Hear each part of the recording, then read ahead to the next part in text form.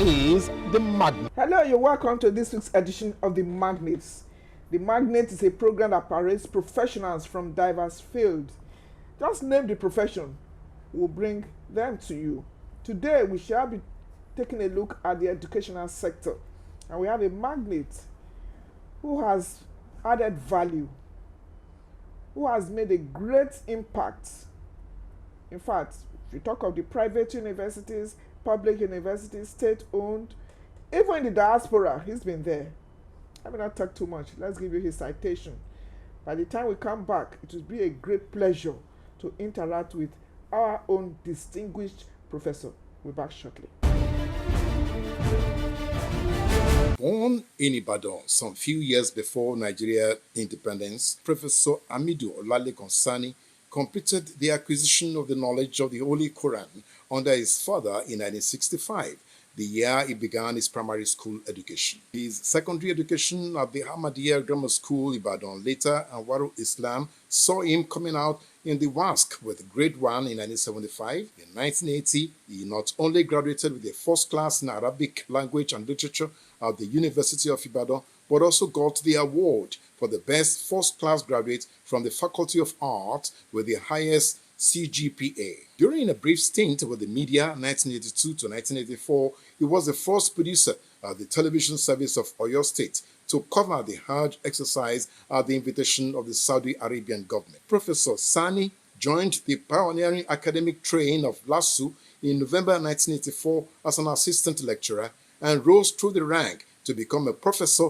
in 2004. He was the first vice chairman of the Academic Staff Union of Universities, ASU, LASU version, and the first chief imam of the university, whose tenure lasted for 41 years until October 2025, when he officially retired from the services of Lagos State University. In 1994, he also became the first LASU academic to win the prestigious Alexander von Humboldt Fellowship, the first to win the Scaliger Fellowship Award of the University of Leiden, Netherlands. In 2003, he is the only African member of the editorial board of the prestigious Journal of the Association of Arab Universities for Research in Higher Education. Over the past 40 years, Professor Sani has produced a number of PhD candidates at home and abroad and has mentored a number of students, some of whom are now professors. As at the last count, Professor Sani has over 230 publications to his credit,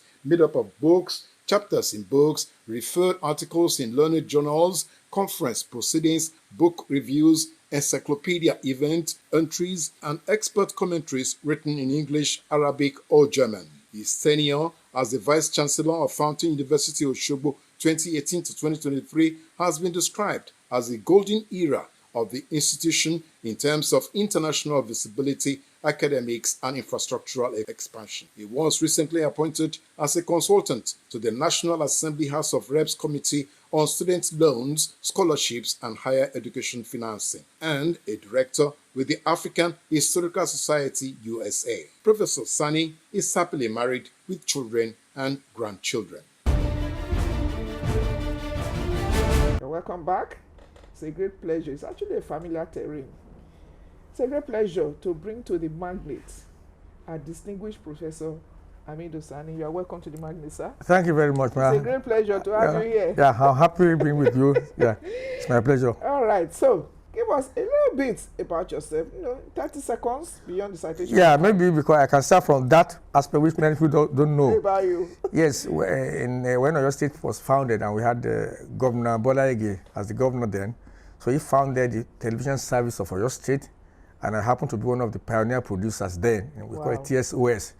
So, and I represented the station at the invitation of Saudi Arabian government during the Hajj of 1984. So, but once I left the media, I came to academics also in 84. So that's that was my first profession, so to say. Interesting. Now let's look at our languages. You are a very proficient person. Particularly, we notice some of us, we observe that when you want to speak the local language of Yoruba, you make deliberate attempt not to mix it with any other, even English, that is our lingua franca.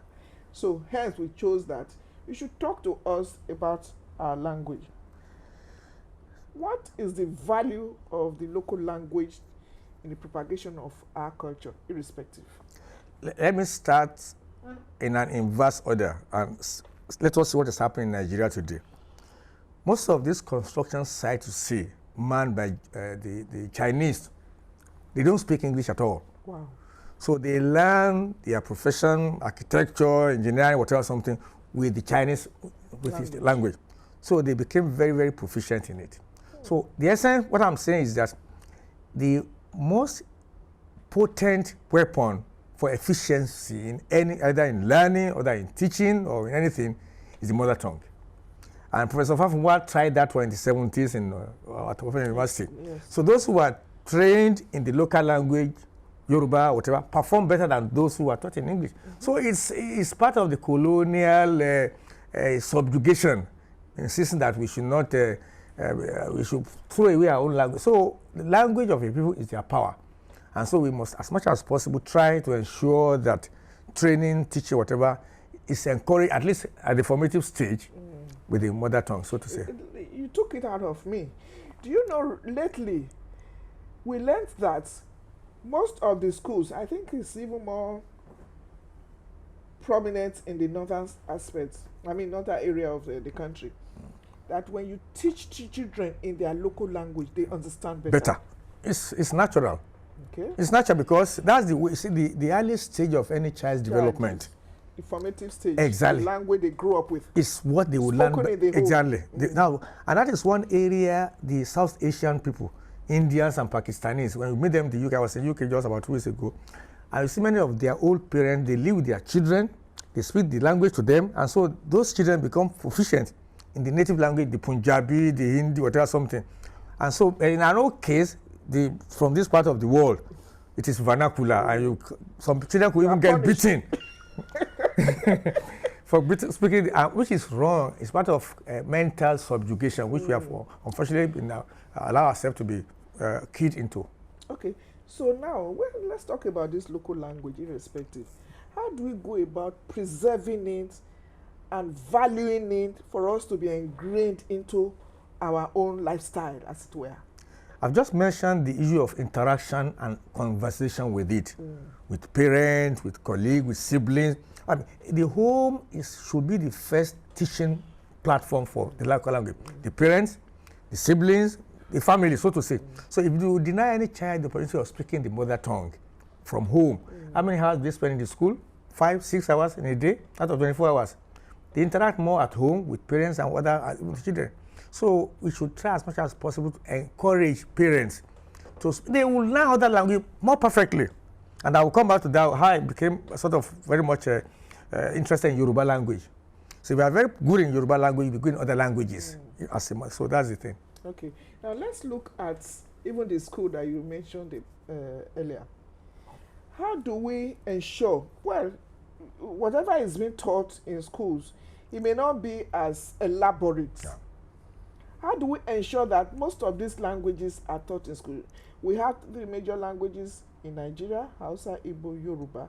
What happens to others? Well, let me also say, Nigeria has over 200 languages, not dialects, real languages.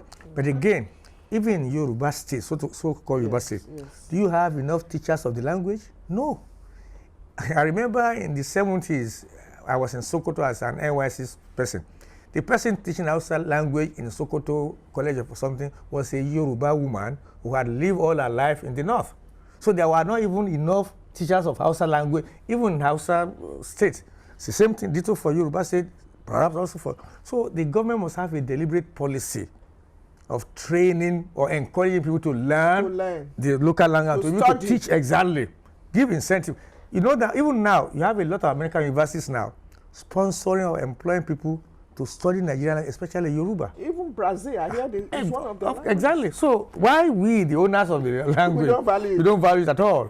And you see advertisement all over the open. Many American universities are looking for you who can speak Yoruba, and they pay them heavily for it. But as an educationist, did we lose it in terms of ingraining this thing into the curriculum for us to have more people that know about it? I think there were what I would call intentional plan for failure on the part of the government, because if you do not Intentional plan for failure. yeah, in the sense that if you don't have the personnel or the material or the infrastructure to teach the language at the level of the government, that is one. If on the part of the parents as well, they're not even encouraging their children to speak that language. If on the part of the society itself, you say, no, don't speak vernacular. You speak vernacular, you get punished for it. So the language will die naturally. So the government has not encouraged it by training people to have interest in it.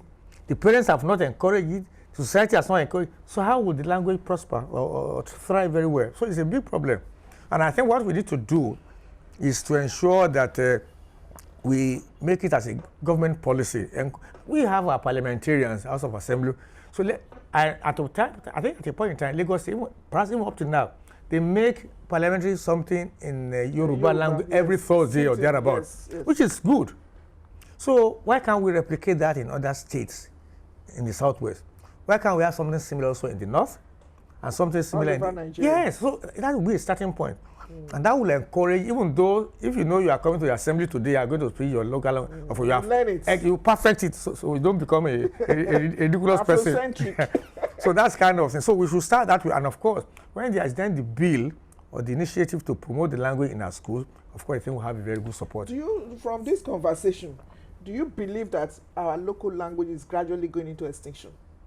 It is. I must say that, because the way we, the older generation, can speak the language, interact with it, our own children can't. Not to even talk of grandchildren. For you. They don't even. So you speak to them in Yoruba, they reply in English, because that is the language. Even among their peers, the small children, when they play or talk, they speak English language, not the local language. It's as bad as that. It's what is called, would we call established maybe state of emergency on our local language going into extinction? Oh, it's unfortunate. The way forward. It's unfortunate. And the way forward, as said, let us start from home. Let's encourage parents to speak the local language or languages to their children. That's number one. Number two, let there be a deliberate policy of training. You don't have to be a BA or BSc or BEd in Yoruba something. Let us encourage or even have adult education classes or platform for teaching Yoruba or Hausa, so that people can even learn. Those who are not even native speakers can also learn the language for the purpose of interacting, making business, and things like that. Okay, the program is The Magnets, and we are speaking with distinguished Professor Amidu Sani. He was a former Vice Chancellor of Frontier University. He was in Lagos State University, went to Fountain, came back to Lagos State University, and in fact, he's a professor of professor who has also taught professors. We'll back shortly. This is The Magnets, and you're welcome to this week's edition of the program. Are you affected by the extinction of our local language? Do you speak your own language to your children at home or your grandchildren? Do you believe that our local language is gradually eroding from our society? What do we do? We have who should know here. He's a linguist. We have the distinguished Professor Amidu Sani, who is lending a voice to this issue. You are welcome back to the program. Thank you, madam. Thank you for having me. Now, lately we are hearing that we had even in the first part of this conversation, we're commending, government of introducing local languages to schools that even some children understand better when you teach them in their local language. But lately we are getting the feelers that is even going to be reversed. We thought that introducing local language in schools should be able to further ingrain this language and then promote it in a way of also understanding our culture. Well, it's unfortunate that just a few days ago, I had the Minister of State for Education defending the withdrawal of or banning of use of local languages in schools. And the evidence he was trying to give was that, well, if you say, and she gave Lagos as an example, that in a class you could have Igbo, Yoruba, Hausa, and several something. Okay, diversity, exactly that. Which language are you going to pitch with? And I said, well, it's very simple. If you are in a Yoruba area, why not make Yoruba the language to be taught and learned by everybody there? You have at the point in time, we had in Lasso an Igbo girl who speaks Yoruba more than even native Yorubas. At a point we had in LASU an Igbo girl who was getting the highest marks in Arabic, a Christian and Igbo girl. What I'm saying is that you just need to give the opportunity and the platform for people to learn and use the language. At a point, I had to learn German because some of the sources I needed to consult were in German. So I had to go to German school for almost 2 years, and I became proficient in the language to even teach and lecture in the language. What I'm saying, in essence, is that provide the platform and opportunity for the language to be learned, and then allow it to be utilized.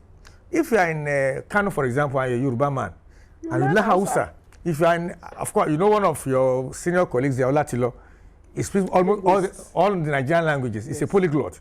He speaks Hausa, he speaks Yoruba, he speaks Igbo, whatever, something, and he's very fluent in all because he was exposed to these languages and he's been able to use them. So the same thing, the policy somersault on the part of the government is okay, yes, let us promote indigenous language. At the other part, they will say, no, let us cancel it.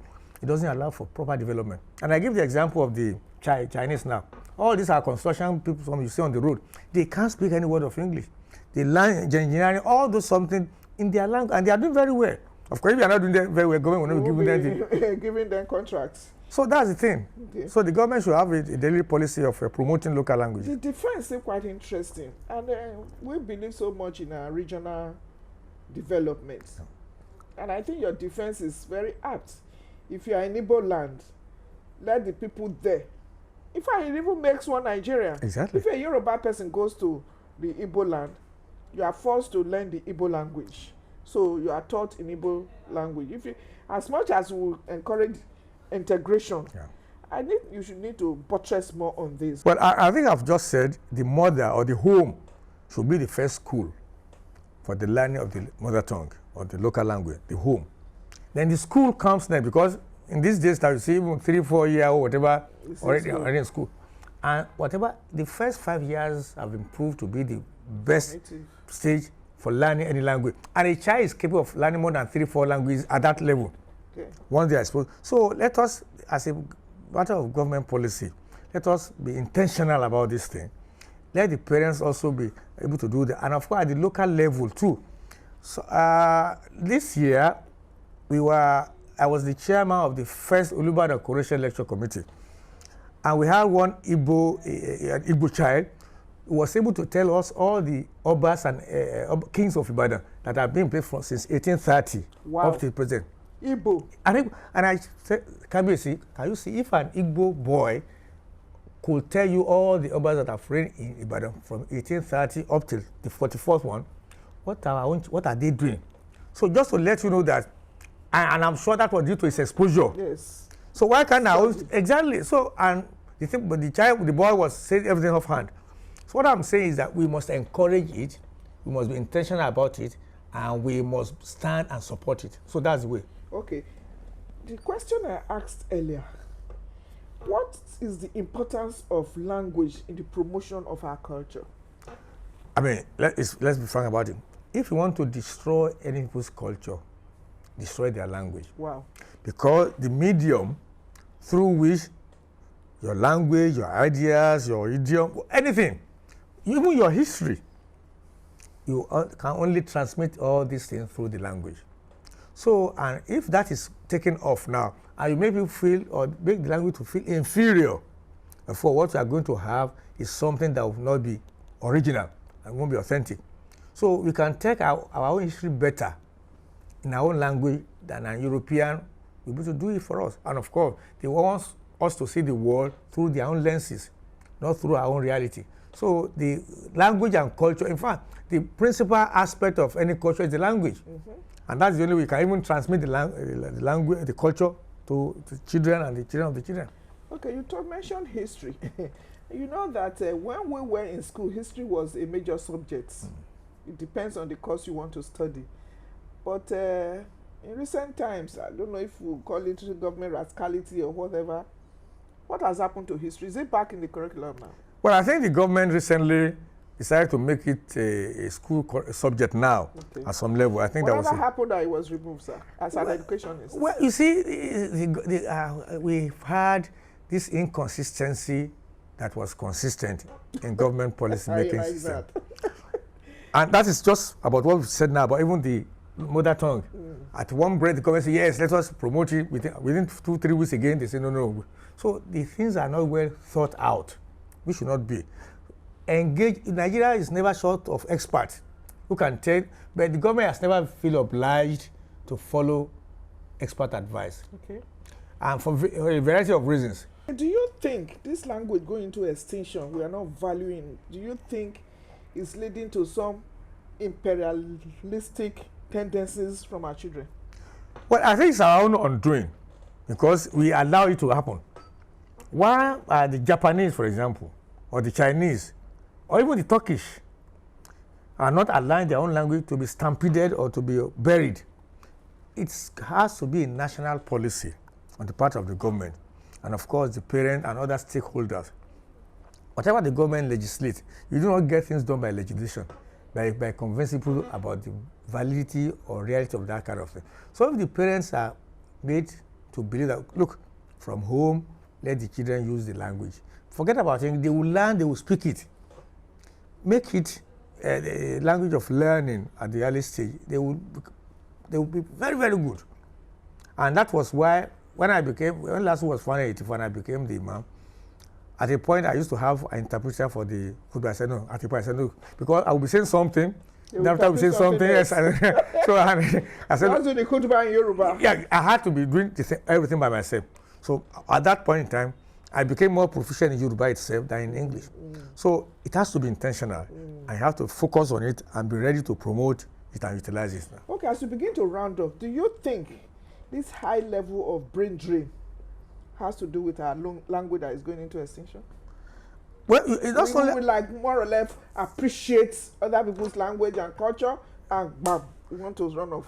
No, it's not only about language now, but about even respecting our intellectualism in Nigeria. Everywhere you go in the world, you see Nigerians excelling, whether in medicine, whether in anywhere, mention it, everywhere. So it's about not we appreciating and encouraging our own products here. Because if you are not a good medical product, Britain or Canada will not employ you. And just to tell you the level of training that and the quality we have. So the government has not been very good in keeping people here. And of course, all these incessant strikes with the hospitals, resident doctors, lecturers, professors, agreement in 2009. I mean, the government is not just serious about what we are talking about. But you have spent virtually all your life here, even though there's a few countries that you have not been in your practice. Yes. So are you not interested in what is happening in the globe? Why are the young ones wanting to just jackpot, even though jackpada is the new order now? You see, I had the fortune of training in one of the best universities in the world. I was a British Commonwealth scholar, which explained in a lot of libraries in the world. I was a German Humboldt fellow. So, and it gave me the network to be able to use the libraries, to be able to use societies, to be able to have materials. Go to the National Library today. Even the materials there soaked with dust. Dust. You can't even, many of them you cannot even get them to use. The government is not being serious about keeping our own materials here. Even the environment, you'll be there will be no power supply. There will be no. I mean, I think we have to be very, very serious about it. Because you have stand a chance of making some comparative analysis, having been to other exactly, time. And that is why if the government wants to retain our best hands here. Exactly. The highest paid professor in Nigeria University today earns less than 500,000 naira. The highest paid. Less. I'm telling you, the basics. Less than with what the last ones of a councillor or whatever. It's as bad as that.